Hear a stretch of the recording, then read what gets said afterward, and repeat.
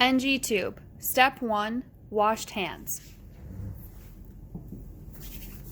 Items 2 through 4 can be done in any order. Step 2, prepared all equipment. Step 3, student stated. I'm confirming the patient's identity with at least 2 identifiers, and then I'm performing a timeout. Step 4, student donned full protective equipment.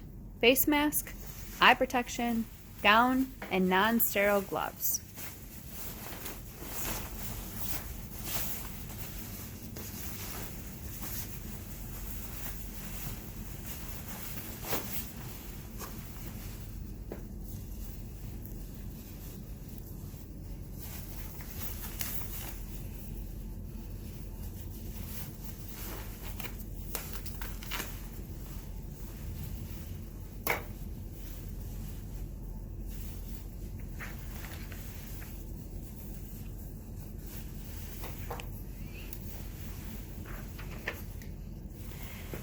Step 5.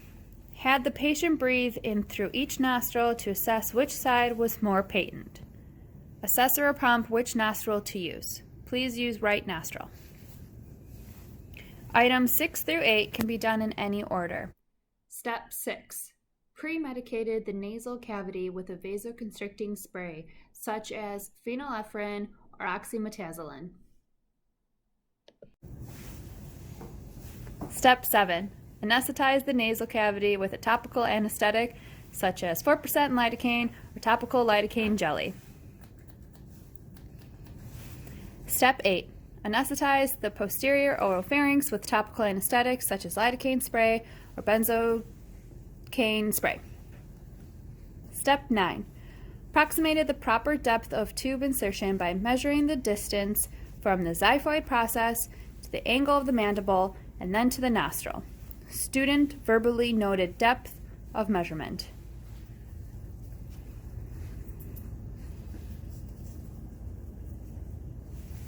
It's right here. Items 10 through 11 can be done in any order. Step 10. Lubricated the distal tip of the nasogastric tube using surgical jelly or viscous lidocaine.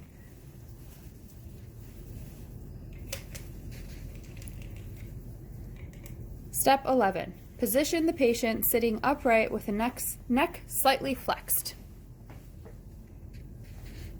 Step 12. Inserted and continued to pass the tip of the nasogastric tube into the nasal cavity and slowly advanced it posteriorly parallel to the floor of the nasal canal. Note: the tube should not be directed upward. When the tube is passed parallel to the nasal floor, it will reach the posterior nasal pharynx without difficulty. Assessor prompt: the patient is coughing and gagging. Step 13. Temporarily halted the advancement of the tube and asked the patient to begin swallowing sips of water through a straw. You swallow this water, sir?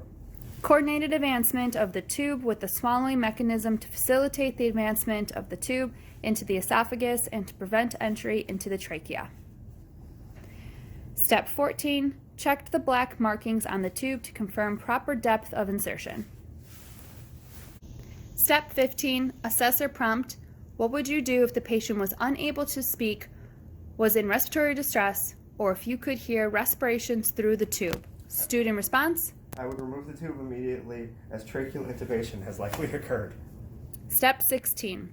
Attach the catheter tip syringe to the main port of the nasogastric tube and insufflated 30 cc's of air while auscultating over the epigastrum. If done correctly, assessor prompts: our gurgling noise is clearly audible. Step 17.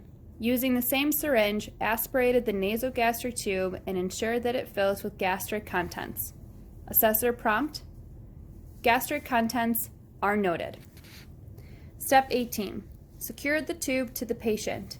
Using a 5 to 7 centimeter strip of adhesive tape, tore it vertically for 1/2 of its length, placed the wide section across the patient's nose, and wrapped the 2 tails in opposite directions around the nasogastric tube.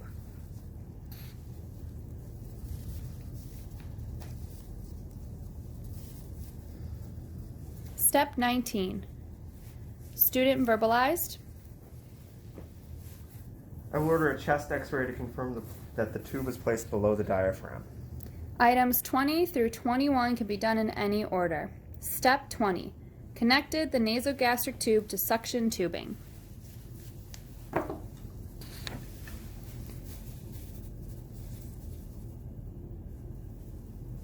Step 21. Student verbalized. I would now turn on the suction and adjust the vacuum force as desired.